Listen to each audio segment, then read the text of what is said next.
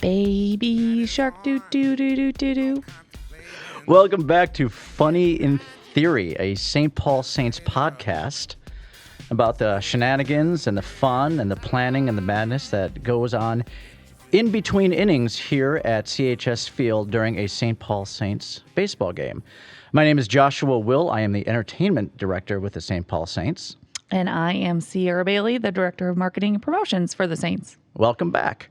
So, Sarah, I was thinking about this the other day. Why do you think they call it promotions?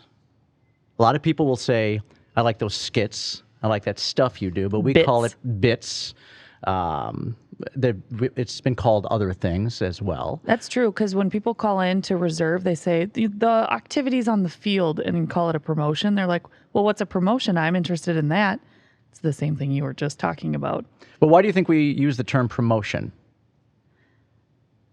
You know, I'm really not sure, but I'm guessing it is things that over time organizations in the sports world have used to get people to come out to games. So they are promoting their game with gimmicks. Oh, I like that a lot. Yeah. Different things that are happening. So it could also look at a lot of the promotions we do on the field or in the stands or wherever are sponsored. So we are promoting a brand of a partner of ours while we're doing something engaging to entertain the fans rather than just like as if they were watching a TV commercial. That was kind of my original thought. I was giving this, thinking about it on the way over in the car. And if you go back to baseball games 1910, 1920, there probably wasn't a lot of, Resumo Cycling or any of that. But advertisers would be like, here's a good chance for me to sell my, soda or my gum or something like that. Exactly. And so they would fill that time, but then it would get wackier and wackier because you had to pay attention, or you would want the audience members to pay attention to it, and kind of like hanging up a phone or rolling down a window in a car, even though we don't technically do that anymore. That's the word we still use. So I was thinking promoting, but I love the idea of promoting ourselves, and particularly here at the Saints, promoting fun. Right. So I think I really like that, because people ask me that all the time. What's the 3 Ps of marketing, which I feel like I should know, but isn't it like product, placement, promotion? No, I don't think it would be promotion, because if you... Am I allowed to Google things on this show? Yeah, because if it's the 3 things of promotion: product, placement, and... I don't know. Dun, dun, dun, dun, dun, dun, dun, dun. That's not the right one. This one says people, process, and physical environment. See, you got to have that hard P. Physical doesn't that doesn't sound count. really That's well. An F. Product, price, promotion, and place. The 4 Ps of marketing. Ps of marketing. Yeah, that sounds about right. Okay, can you repeat that? I missed. Product, price, promotion, and place. And place. Well, that kind of leads into today's topic I wanted to talk about, and that's the importance of visuals on the field. One of the first things I learned when I got the job is I came up with a game called This or That, and I spent a good half hour creating this script that probably had like a 30-second intro into it, which you can't have on the... You just... As important as the PAs are, as the field correspondents, as the words are, it has to be short, concise, and get to the point, because you never know who's listening. And if you have a brand new voice coming over, they're like, what's going on? You don't know what's going on in the families. You don't know what's going on in the field. And so my bit not only took forever to set up, but it was just random voices. And it honestly was like, name as many states as you can in 50 seconds. That's probably as easy as I could have set it up. But I didn't, because I was trying to be clever. I come from a writing background. And the promotion was fine. There was nothing special about it. But I learned, particularly from you, it's like, what can we do to draw that attention? And the reason I thought about this was, let's talk about the July 4th game this year. Did not go as planned. Which part? Yeah, all of it. Do you want to talk about a little bit about your experience about 20 minutes before first pitch?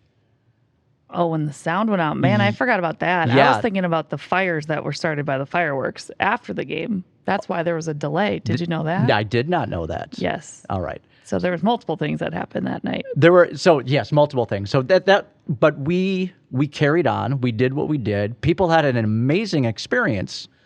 And like I told you, that was a lot of fun. Let's never do it again.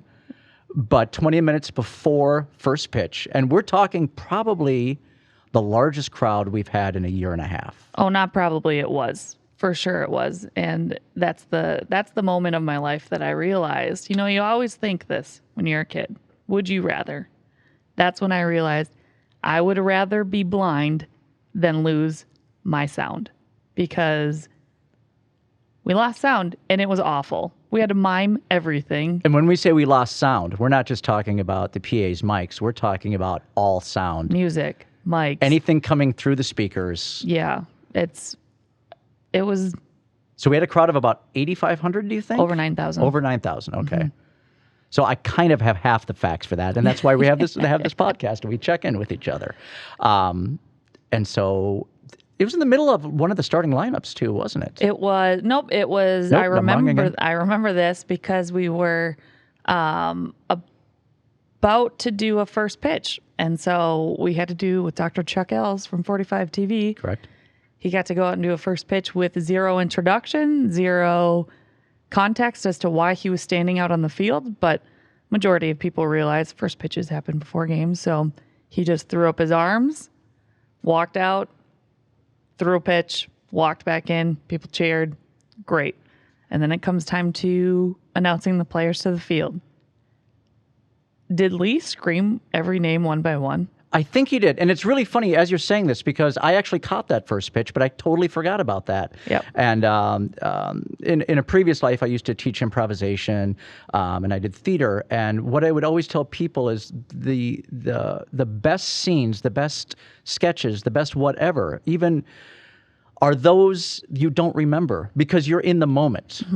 Think about when you were a teenager and you could be on the phone all night with someone, and you would say, "What did you talk about?" And you're like, I have no clue, because you were so busy just being there. You weren't planning it. You weren't revisiting into after. So it's really, and so we were so micro-focused on what was going that, particularly me, people tell me stories. I'm like, I was there. I did that. I don't remember. I don't remember a thing. I get told that all the time. Again, we're bringing up the list that Jordan has in his phone of quotes that I have just said randomly. Yeah. I couldn't tell you the context of what I said and what was going on. Maybe 20% of them I could. Things just fly out of this mouth and I can't control it. So one thing I do remember is also everyone, particularly Lee, just reaching around, grabbing the mic. I'm going to test, talking mic, just grabbing everything you can do left and right. The walkie-talkies were the only thing with sound. Right. So those were going nuts left and right. But then we realized, well, we got to get going. Yep. So we still did what we could for pregame. But then it came time to do the national anthem. Yep. And I remember you were out there and Derek was out there. Lee was behind the net. We had JB, who was going to be our anthem singer. And the first thought was, do we wait for this to come on? Because it's the 4th of July. It's really, it's important to do the national anthem right before a game anyway. But on this day particularly. And then the conversation came up. And like I said, I think we all have different memories because we're all in a different place thinking what needs to be done. But I remember hearing, do we have to keep the game on time? Do we need to have first pitch at, right? Was it a 2:05 game? 6:05. 6:05. See, everything I have is almost there. I'm going to go ahead and say, were you even there at all? No, not at all. Because, wow. No, once the game's done, it's done. But were we playing hockey that night in your mind? I don't recall any. Like I said, no. I quit. I thought it was a Sunday game. It was, but it was since it That's was 4th right. of We July. we had fireworks that night. Yeah. So wow. There are so many things. It's so funny. I will say to Sierra, and she's like, "No, that's not right." It's like, "Oh yeah, that's right," because I will talk so fast, or I will think what needs to be done. We laugh at it. Yeah. Or I go home after the game and drink in the basement and cry. Yeah. But we kind of came to the conclusion that we have to start on time. Right. And so the decision was made to have the fans sing. Right, the along national with anthem, JB. Along with JB. So Lee and JB were center. The usher-tainers went out on top of the dugouts, and we, some of the interns and myself, went down the right and left field lines and tried to explain to the crowd as loud as we can that we're going to do this. Right. And I remember while we were singing, and it was very funny because every section was either a little ahead of one section. It was like a round. Yeah. Is that what that's called? Yeah, and then so there was a weird echo, but everyone was singing. Nobody was on key, but there was something... Except JB. Except JB. I was next to JB, and he was very on key. JB is a very good singer. Very. He's a very good singer. Yeah. And then just visually, everyone standing up, everyone just kind of saying, this is what we're doing. And I remember having chills. Yeah. And it was just really, really cool. Yes. And so the game started, and for the first time in a long time, from, think of playoff games or thinking about the championship games, everybody was absolutely laser focused on the game because no one was there to explain it to them. Right. And so I'm looking up, and CHS is a weird combo of baseball fans, right, and people who are there just to kind of have fun. Yep.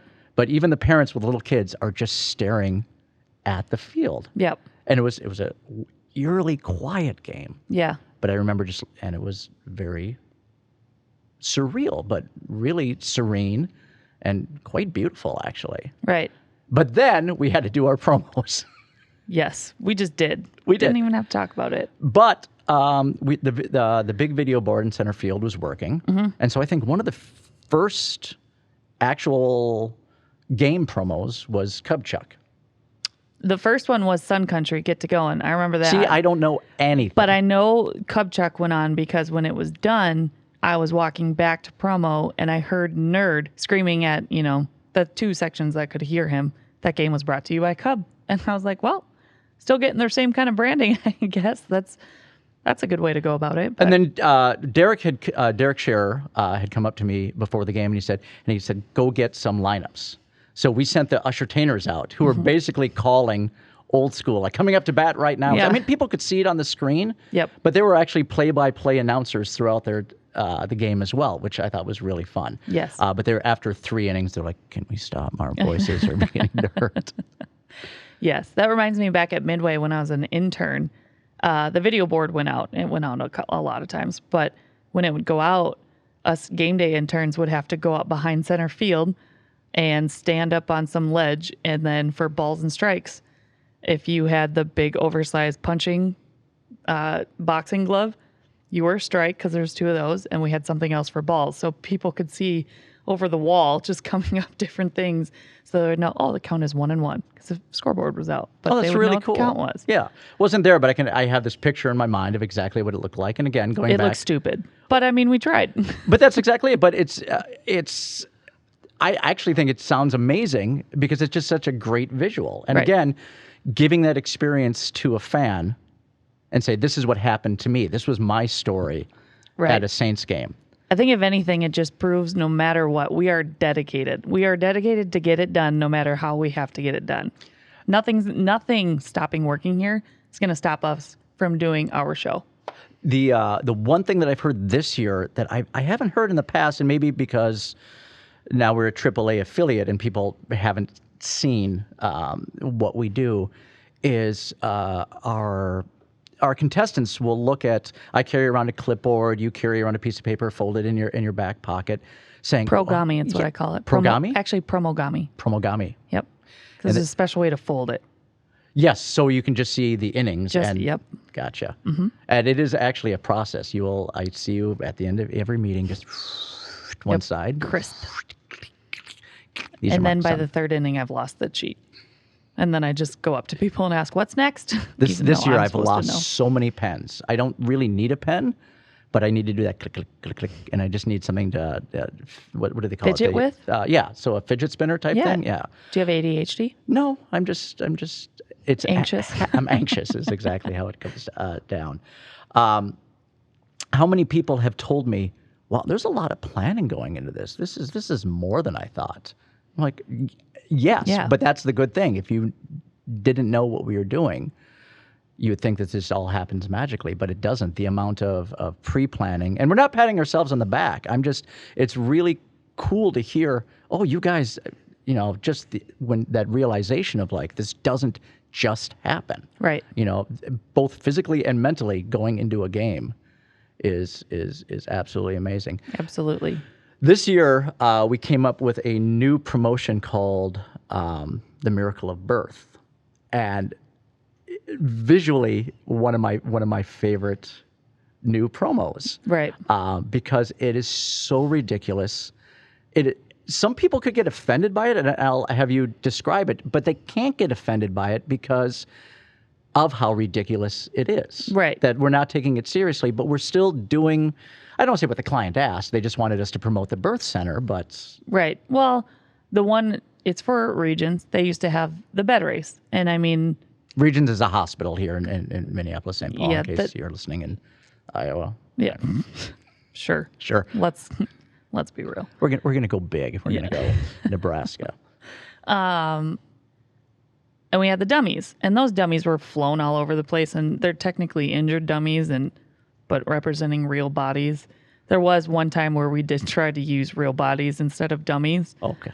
For the Regions bed race, and Regions did not approve of that, so we went back to the dummies. That was back at Midway. Maybe that's kind of like when we talked about last episode, like if an adult gets hurt, trips or whatever, right? That's okay. Right. But when a kid does it, that's really sad. Yeah. So you can put a dummy on a stretcher, but not a real person, because then it becomes really real. Because if they fall, it hurts, and then you're like, oof. Whoops. Especially if it's a kid on a stretcher. Waivers are a thing, but also, I mean. So anyway, I interrupted you. No, we're good. So the birthing race, or the Miracle of Birth race, I should say, it's had a lot of names over the past week. By the way, is it just Regions? Like Regions, or can you say Regions Hospital, like Cub Foods? Did we just call it Regions? I think we can call it Regions Hospital. Technically, if we're Regions really going to Foods? get into it, it's Health Partners. And Health Partners does stuff because of Regions. But anyways, that's here nor there. So we were trying to figure out, well, what kind of race. We wanted to keep the race aspect because Regions bed race was one of our biggest, most popular ones. And so we didn't want to. And how long have we done the Regions bed race? Before I even started. It was a thing when I started in 2013. And have those dummies been around? No, there have been different ones before. Before, we used to have dummies that didn't have heads, and Brian Kelly, before you, would make balloons and put them on the face, and we'd draw on them, and they would pop every time when we would do that. So it's kind of funny, like the head popped. Oh no, wow, ouch. Now the dummies that we had and have been retired, even though they're still sitting in the hallway, I believe. I mean, there's still fuzz everywhere in the hallway from them. Weekly basis, sewing on arms, sewing on legs, re-stuffing them like the Scarecrow from Wizard of Oz. But they have these plastic faces. When I got here, they were bald. Yep. And I took some old wigs and I put them on there just to make them a little more lifelike. But they have the most soulless eyes. Yes. They are so tired of being on the field, so tired of being abused. They just want to disappear from existence. And people always ask me, what do you name them? I'm like, I can't, because if I name them, I get attached to them, and when they get hurt or ripped apart, I have some sort of sympathy or empathy for them. I'm like, no, they're just things that we use, and they know that. That's why they look so empty inside. Yeah, well, you would always position them too in the promo area to where if someone walked around the corner, they easily could scare someone. I've been scared by the dummies many a time because they were propped up like a normal human. And I want to say, not just anyone. I was going for the other team. Yeah. When they walked past, and every once in a while, you'd have this big 6'4" guy go, "Hey!" And I would chuckle inside. That's true. Okay, so now we're on the Miracle of Birth race. The Miracle of Birth race. So we wanted to be kind of, real as to what a real birthing situation is kind of like. Okay, for those of you at home, kind of like Sierra talking about the fist going up in the air, you all have a visual in your head right now. Keep going with that. Well, we haven't even gone through the full of what our idea was, but we're starting somewhere and adding on if we need to. Correct. But it starts with two mothers, expecting mothers, up top on the concourse with, they got to birth their baby. So we put down I think they're tunnels, or like, what would you describe these as? They're called dog tunnels. They're expandable, so you can hold them as a ring, tie them up, and they're fine. But the minute you let go, there's a spring, and it's 15 feet long, and probably 1.5 feet, 2 feet wide. Yeah. So And that bright blue. that is representing the birthing canal. So those get thrown over the concourse edge, the railing, and then So you have to imagine, you just see two people up on the concourse behind a railing. and then out of nowhere, a giant worm Yeah. basically busts out like that thing from Dune and falls 13, 14 feet down the side of the wall. Yes. Yes, and it expands just like the real Just thing. like a real birthing canal. Okay. Which, by the way, is one of my favorite things to say every night when we're calling the game. Birthing canal. Yeah. And you can see like half the crowd just goes, wait, what? Yeah. So the women have to do the 1-2 push. The babies get thrown down the birthing canal to the expecting fathers. The fathers are waiting on the field with a stroller. They have to try and catch said baby like a ball or a football. And let's back up. These babies are dolls. They Yes. are not real babies. So And these are not real pregnant women either. nope. Yep. They are fine, healthy individuals. But the babies go down. Sometimes they don't catch the babies in time. Now, we have named the babies. We have there's a baby boy and a baby girl, and it is baby Will and baby Bailey. Baby Bailey. So the dads then have to pick up, if they didn't catch the baby, Just put it in boom. the stroller. Okay. Then they have to race out of the hospital room-ish, quote, and everyone wants to see the baby, so they have to present the baby to the family because COVID's a thing. You still can't go in to the hospital room, Right. so you got to present the baby outside. But before then, there's 4 pylons. Correct. So they have to crisscross racing each other. And we now say they're just racing through the hospital halls, Yes. avoiding interns and other surgeons and Emergent ER people ER that people, are yeah. in a hurry. So and one off-duty cop that has like a donut and a cup of coffee. he's just waiting outside a room for some guy to come to before he takes him in. Exactly. See, we have backstories for everything. Yeah. So once they are done presenting the baby, they have to weave back through, and then they need to hand or throw or chuck their baby back up to the mom because the baby needs to be fed. Which is about 20 feet. Yeah, and essentially it's whoever catches the baby first, that team wins. But it's definitely the best part is watching the babies get flown out of the birthing canal. So it's just out of nowhere, half a second, boom. Yeah. They just hit the ground. Yeah, and then seeing a baby get chucked back up to the mom is probably the best part. I think it's also the part that gets the biggest laugh, I think, is when the baby falls out of the stroller and then the stroller just runs over the baby. And then people realize it's, Oh, the baby's they on act like it's a real baby. Like, oh, like Yeah, the feeling crowd just... sorry for this doll. And what's funny is, and I've always said this before, there's a difference between a moan and a boo. If someone boos you, they don't like what you're doing. Right. They're offended by what you're doing. The moan or the groan is the, I want to laugh, Yeah. but I can't. But So it's this kind is- of not politically correct for me to laugh. I don't know what to do right now. Exactly. So And so when these babies hit the ground, it's hysterical. The dads pick them up right away, sometimes by the arm, sometimes by the neck, sometimes by the leg. Yep. Some of them are very, very caring. And those are kind of the older dads I've noticed. Yeah. The 20-something-year-olds that are there with their girlfriends have no clue. And the girlfriends are up on the concourse like, this is not going to make a good husband or father. And, we've just destroyed a relationship Yeah. that way. But then when the babies go up, it's fantastic because they're spinning so fast, they almost look like a star. Yeah. And I would say every mother except one has caught the baby. The one just didn't get up there enough, so you just saw 2 arms trying to Yeah. catch it, and it fell back down. yeah, I want to say one of the babies I think was chucked over the mom's head too. But I mean, But for the most part, the moms have been really good about securing, yeah, or even the mothers to be, or the mothers eventually to be. They're Right. very, very caring. yeah. Some of the dads. They take good care of baby Will and baby Bailey. yeah. So But it's and it's very funny. No one, a few people have come up to me and said, the birthing race, that's not for me. But they haven't said don't do it or I'm offended. Just like that just happened, and all of them have been actual mothers that I know.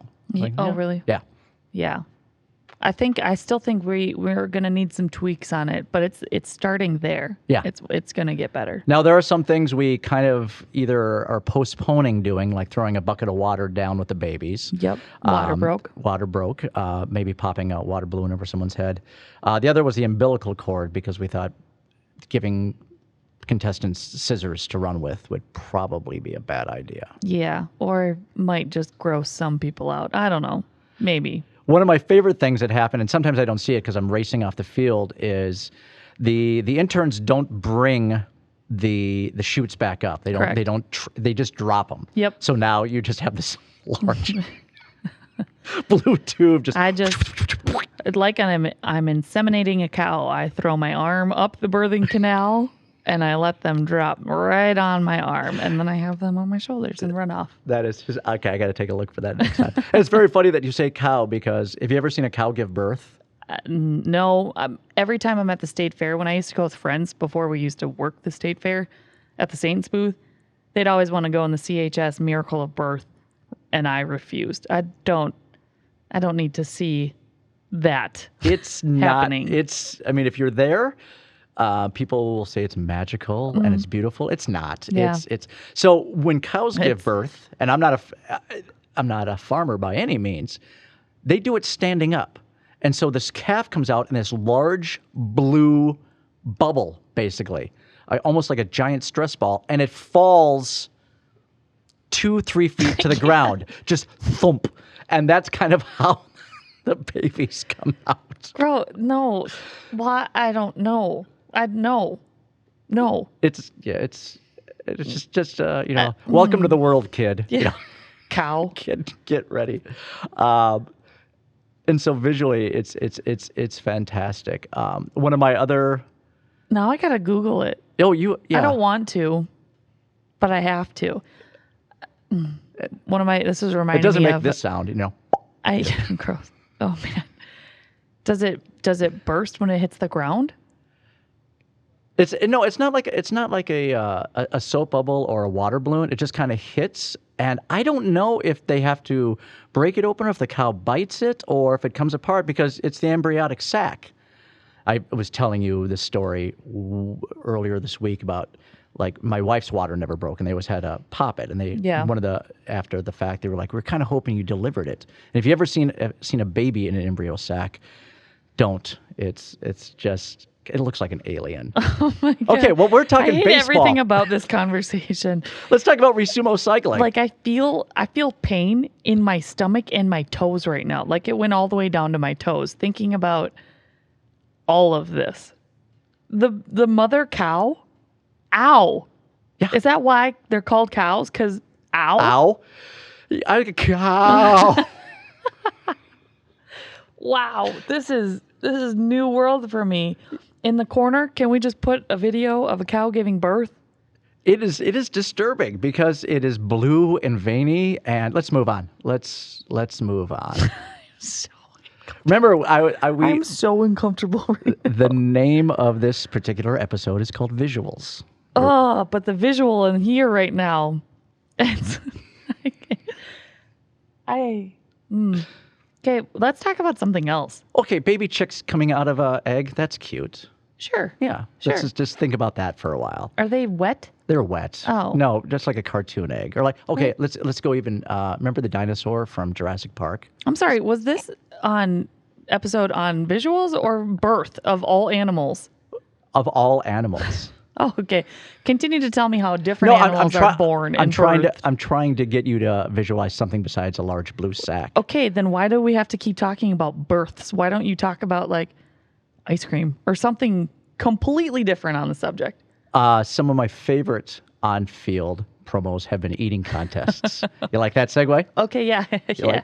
I get that. Let's go. Let's talk about, we've had 2 human basic dishes this year. Yes. First one was human pizza on National Pizza Party Day. You were so excited for this. I was pumped because I wanted to do it, and then I found out it was National Pizza Party Day, and I thought it was fate.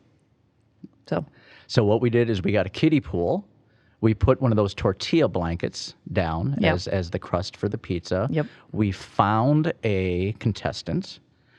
And the first, in a perfect world, they would not be covered in my mind. Right. But we gave them kind of a rain poncho and some goggles and stuff Right. like that. And I try to make them look as ridiculous as possible. So if we can't have just someone in a T-shirt and shorts, let's just make them look like they're ridiculous. And we ended up dumping, was it 2 gallons or was it one big can? I think it was one big can. One big can. So a gallon of tomato sauce on Yep. them. There's a little backstory on that, too. I bought a can opener from the dollar store, which immediately broke. So I can't get into this can about an inning and a half before it starts. And then... Call it a can't opener. Can't opener. None of the concession stands had a can opener, or they did, but they have I guess one guy that has a magic key that I couldn't find.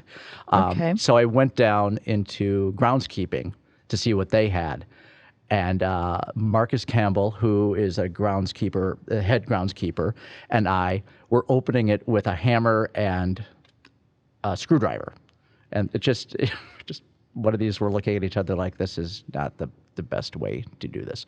But we opened it up and we dumped it on the person. Then we had 2 pounds of shredded cheese. Yes. Then we had some pepperoni. Yes. And it was a good 85, 90 degrees that day.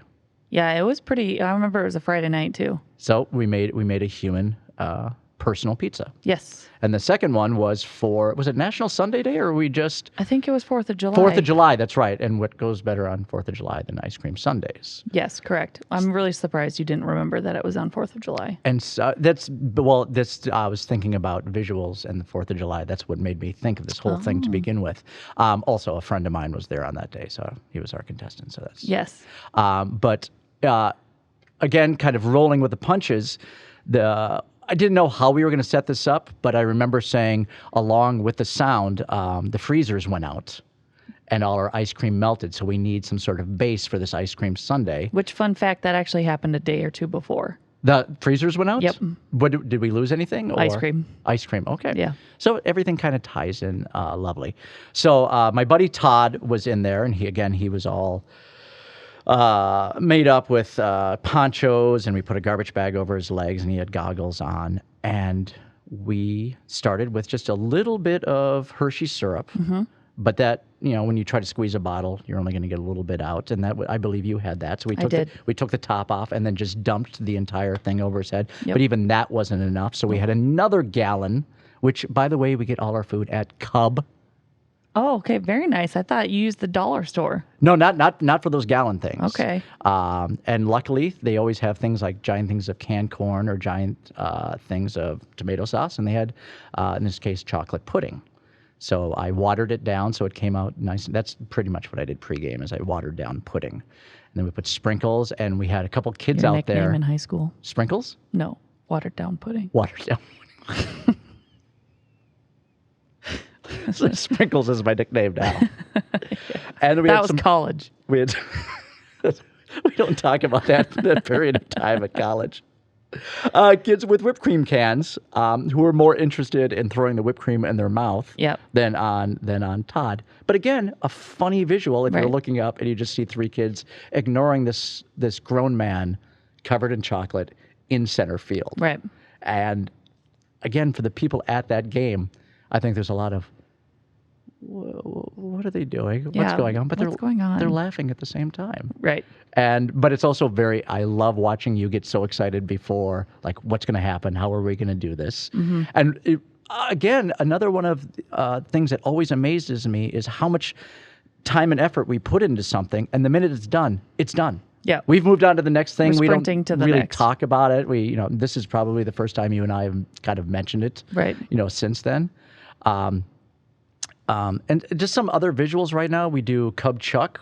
Mm-hmm. The idea, and everyone will have their own idea when they see this, 30 feet above the concourse, someone is throwing potatoes and then hopefully a cantaloupe. And when that cantaloupe hits the ground, people are so excited by that. Right, that thud.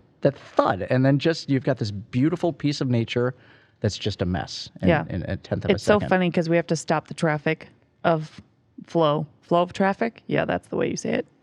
For that promotion so people don't get hit. And By the way, you can get hit during that game.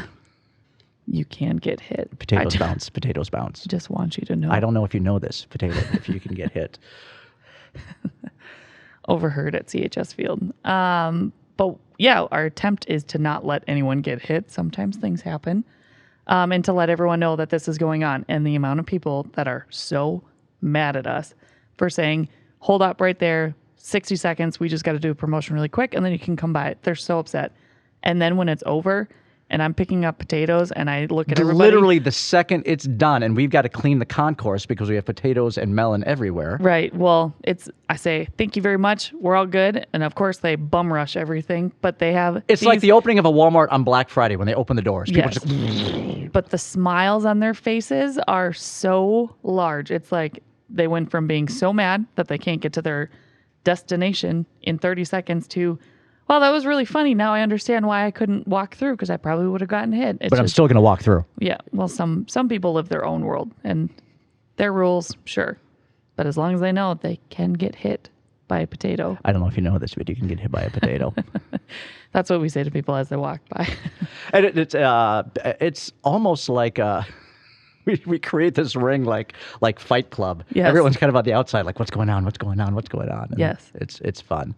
Other things we do, Resumo Cycling is one of my favorite to watch. Yeah. And it's basically it's pointless. Yeah, it's just two people in giant sumo costumes. Yep. Which are I don't want to call them. They're janky. Yeah, but they're also over padded. You can't walk normally in them. Right. And when contestants focus less on the recycling and more on the sumo part, it's fantastic. Right. Because people are falling over when they body slam. That is my absolute favorite. Yep. And this year has been lovingly vicious. We've seen people ripping the bottles out. They have to recycle the bottles one by one. Yeah. Every once in a while, they'll reach for the helmet and take that off. They're pulling on shirts. Yes. But the whole time they're doing that, they're smiling. Right. So there's not that feeling of like, oh my God, is anyone going to get hurt? It's two adults, usually just kind of roughhousing, right, getting to do something that they normally don't get exactly. to do. They're taking out their aggression. I mean, one guy probably dated the other guy's ex-girlfriend, and they're finally getting the chance just to give him a little nudge. Just a little nudge. Like, we're okay, bro, but I'm just going to give you a little nudge. Oh, wait, I'm actually going to body slam you, and then I'm going to body slam you again, and then I'm going to win. I do wish, and I keep meaning to do this, and I forget that, when they hit each other, there's this thud that I can't imitate. It's almost like two pillows hitting each other in a pillow fight. Yeah. But then I wish we could get that sound. And so I try to tap the microphone, and it never works while they do that. But there's just something about that whole promo I like. Because, again, if you weren't paying attention at the game, and suddenly like, oh, it's in the middle of this, what are those two people doing? Yeah. You just, you see people in sumo suits, you're like, okay, they're going to sumo. But then a lot of times you just see them start running or waddling. They can't run very well. Right. It's like, well, what is this going on now? Like, that's not sumo. And then you do see some sumo happening. You're like, seriously, what is going on right now? And then what do? You look at the board. What does it say? Biz recycling. So it's something that gets people engaged, but also it's helping the partner, get their branding that they want, because they're recycling bottles in the process. Exactly. So it's taking something fun and something kind of boring. No offense, recycling, like that's a boring subject. Something we need to do, but we don't need to talk about. Not like cows giving birth or anything like that. But trying to make it engaging for the fans to have fun with it, but then also see the branding so the partner's actually getting, what they value in a partnership with us. So. And it's one that we keep going back to because I think it's one of our favorites, but it has changed 3 times in my tenure here. When it started, we had the giant, it was like a 4-foot or 6-foot by 6-foot recycling bin in right field, and we had a air cannon. Oh yeah, I forgot about that one. Which visually was really cool to see these bottles going through the air and these interns trying to catch it in this large box. But the cannon didn't always work. And we need a new cannon. It was a t-shirt cannon that we just put bottles in. So if we got a new cannon, I actually wouldn't mind having a rotation. We've also done bungee biz recycling where two contestants are bungee corded to each other, and so they're pulling in opposite directions to try and recycle. That one's kind of funny, except for the bungee cord is kind of hit or miss. Sometimes it breaks, and when it does, slaps. Well, not the bungee cord. somebody. We learned we were putting it through the loops in the belts. Yeah. And those were what we're giving away because again, you've got, there's going to be science here, but some sort of pressure, and eventually the belts gave way, and it was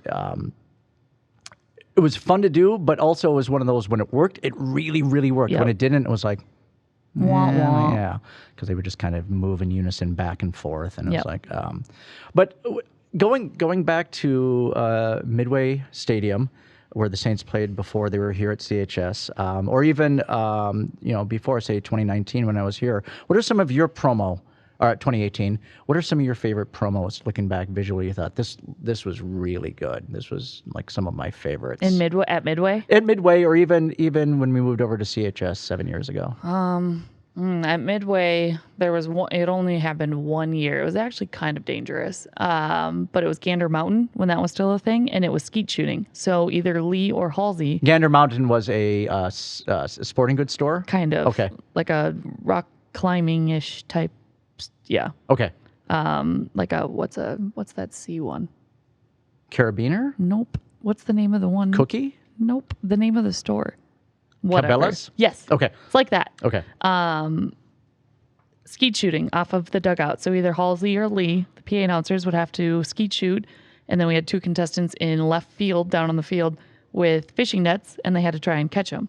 So it was So kind of like a they game weren't. of 500. It wasn't like live ammunition. Skeet No, shoot. Okay. they were just, but it was real skeets. And like, I remember the very... Oh, that's the thing that's it's still in promo. It's like a Probably, okay, yes. gotcha. Yes, and home opener, we are practicing because we don't practice anything apparently beforehand. And Halsey was the one that was going to do it that night. And we're practicing before the gates open.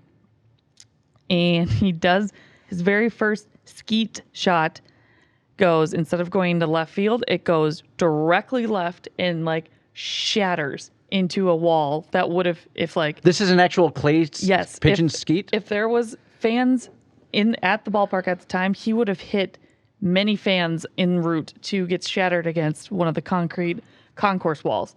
And that was the first one. And so then you can imagine like, oh my God, we're about to do this. And like, yeah. So he practiced more. He got it. He ended up doing just fine during the game, but it was like, are we serious? Like, oh my gosh, are we going to have to throw these? Like, I don't know if we can shoot these because this is extremely dangerous for people around if you can't do it correctly. So, but it ended up working out just fine. So That's I'm trying to think of other Well, visual ones. well, we haven't even scratched Twister or Yeah. the pillow fight or the food fight. Right. Or yeah. Those I feel like are a separate conversation, like theme nights where it's getting everyone involved and that as a visual. Stay tuned for a future episode.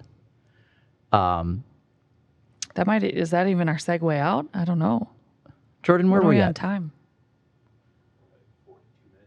Holy cow. See, I feel like that was around the first one. I don't Yeah. know if you have anything else to say. I think there's a lot more to talk about, Well, but we're visually? visually? Well, yeah, that's our whole job is visually. Yeah, and that's the importance of coming in and saying, because again, I come from a writing background, so we would plan stuff out, and I was like, and I realize even now when we're like, what do you want to do tonight?